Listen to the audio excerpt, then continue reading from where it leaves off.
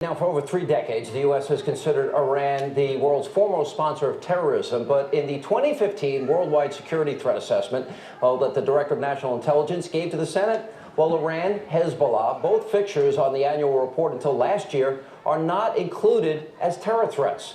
Now, in the report, Iran, who for years has declared America the Great Satan, is listed only as a regional threat and is even praised for, get this, its intentions to ease sectarian tensions in the Middle East. Here to respond to this laughable report, the host of War Stories, Lieutenant Colonel Oliver North. It would be laughable, Colonel, if it wasn't so serious. And by the way, Iran just got caught violating the interim nuclear agreement just today. So why does the administration believe in the mullahs so much? Why do you think they have this faith in them? Well, let's start with this. This report by Mr. Clapper, who is the most political intelligence chief in history, is a fairy tale.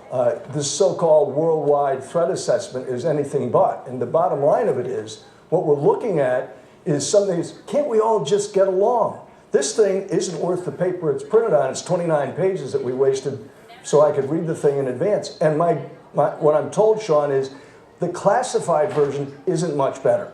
The classified version's got some intelligence in it, but this is anything but a national strategy planning document. That's what it's supposed to be. It's supposed to help shape, remember this is to the Armed Services Committee, it's supposed to help shape how you're going to build defenses to protect the American people and our interests against the threats. And this is no threat really at all. There's that wonderful comment about Rouhani, the president of Iran, as though he was some kind of, decent guy who's just trying to get the supreme leader to go along with him.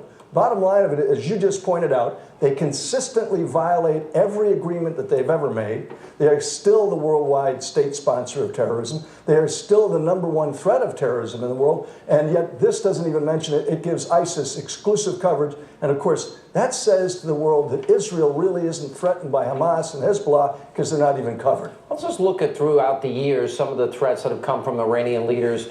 Starting in 2000, Iran's position is that the cancerous tumor called Israel must be uprooted from the region. And you go to 2013, the rabid dog of the region talking about Israel. And then talking about Israelis, they should not be called humans. And then you go back to Ahmadinejad, God willing, with the force of God behind it, we shall soon experience a world without the United States and Zionism. And then the most recent comment was the Zionist regime has reached a dead end. And thanks to God, you get it. So go ahead. My guess is that what Clapper does is he picks up the phone and says, tell me what you want to hear.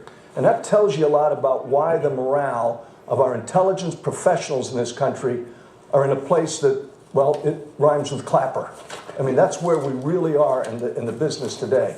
This is the most blatantly political intelligence operation that we've ever seen in this country. It is a matter of what you want to hear, and that's what they're telling the American people we had to plan on. Here's the bottom line of it. Unless we start developing human intelligence capabilities and covert operations capabilities, Americans are going to continue to have their throats cut by ISIS. Israel is going to continue to be threatened by Hezbollah and by Hamas. And this whole idea that somehow Benjamin Netanyahu has got to change his temperature about a two-state solution, all coming from this White House and backed up by this document, ignores the reality of what's on the ground. Am I wrong in what I stated earlier in the program is that it seems the president, to me, hates Bibi Netanyahu, hates Israel, more than he hates the leaders of Iran, Syria, North Korea?